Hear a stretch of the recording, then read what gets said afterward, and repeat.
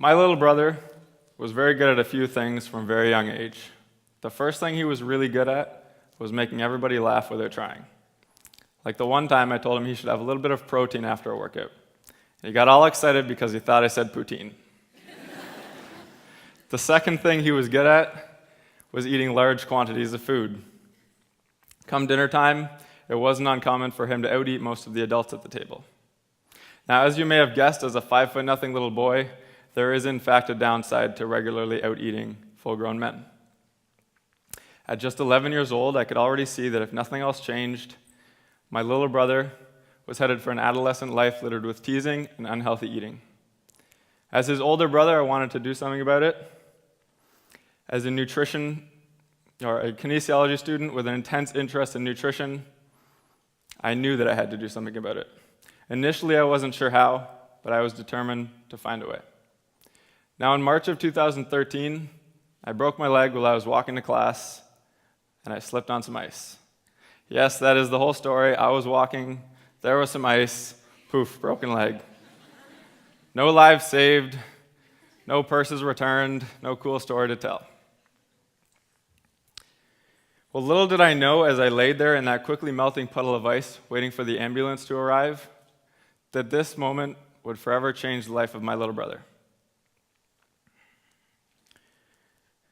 After I had a surgery to attach a small titanium plate and a few screws onto my fibula, I was given 2 crutches and told not to put any weight on my leg for 2 months.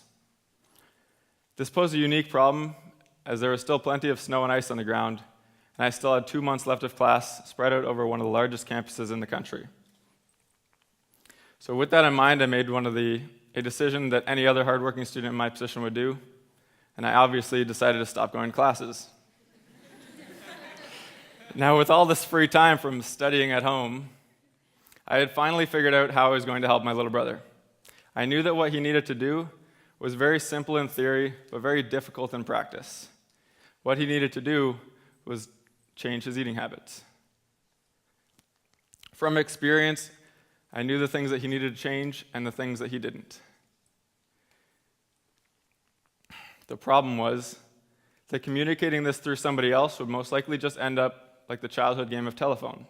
The message gets passed along, but with little misunderstandings and misinterpretations along the way, there's not much left of the original message, and everybody's just left confused.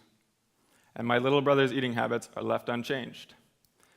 So keeping that in mind, I made one of the best decisions of my life, and I decided to move back home for the next 2 weeks and make every single meal that my little brother would eat, educating him about proper nutrition along the way. While I was at home, in the kitchen, I often found myself awkwardly trying to maneuver, holding onto 2 crutches, hot pans, and sharp knives. It wasn't very easy. I also had to make sure to take little breaks every few minutes to make sure that the swelling in my ankle wouldn't become unbearable. Now, after just 2 weeks, not only were the results phenomenal, but they were as a result of a strategy that anybody can use. The reason we were able to see such dramatic and positive results, which I'm very excited to share with you later, is that we changed his environment to match his goal. We made his environment work for him instead of against him. This simply meant replacing all of the bad options with healthy ones. Making this uncomplicated adjustment enabled us to easily transform his nutrition from the standard American diet, ironically referred to from its acronym SAD, to wholesome and nutritious without a hitch. Because of the planning, this wasn't the least bit difficult to do.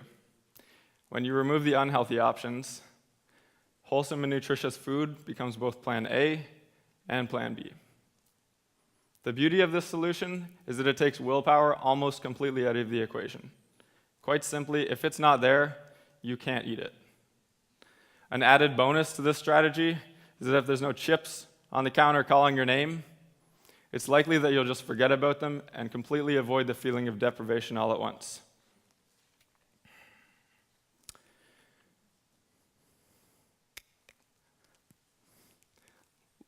A little bit of a brain block. This may sound a little bit too simple to be true, but I assure you it's not.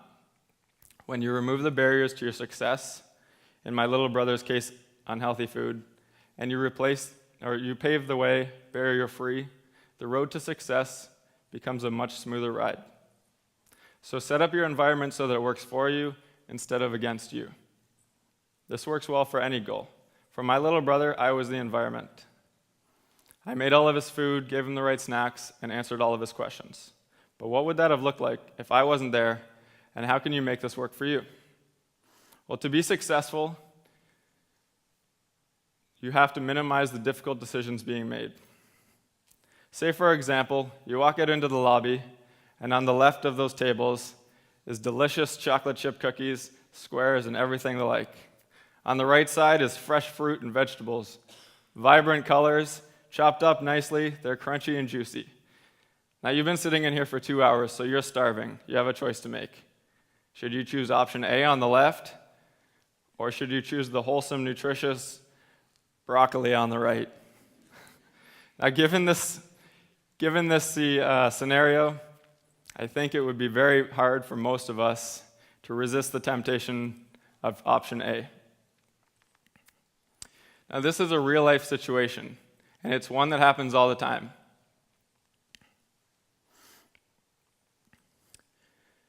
It's very important because of that reason. So, when you remove the barriers to your success, it will just become a little bit easier for you to not have to make that hard decision in the first place. Here's how you can make this strategy work for yourself. Start off by finding out what your personal trigger foods are and make a promise to not keep them in your house anymore, so that when the time comes, the decision has already been made for you. Now, that's not to say you can never have these foods again. If you really want one, you can always just go to the store and buy one, or you can keep it so that you're only having them at special events such as this. Just don't keep a stash underneath the cupboard if you know that they're going to be an issue for you. That's how you make your environment work for you instead of against you. That's how you make healthy eating the default and not the exception. So if you have a personal goal of eating better, go home, find all of your junk food and a neighbor that you're not particularly fond of, and give it all to them. The basis of this strategy worked for my little 11-year-old brother, and it can certainly work for you too.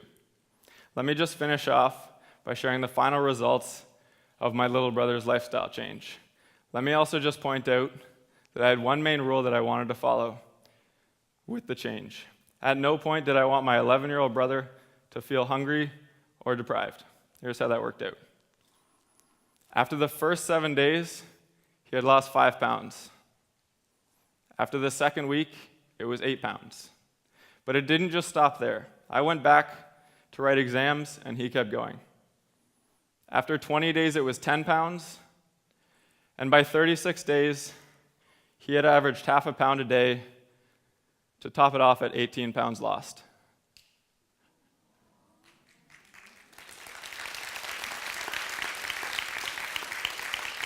If everybody had their environment working for them instead of against them, my little brother's level of success would be the norm. My hope is that one day it will be. Thank you.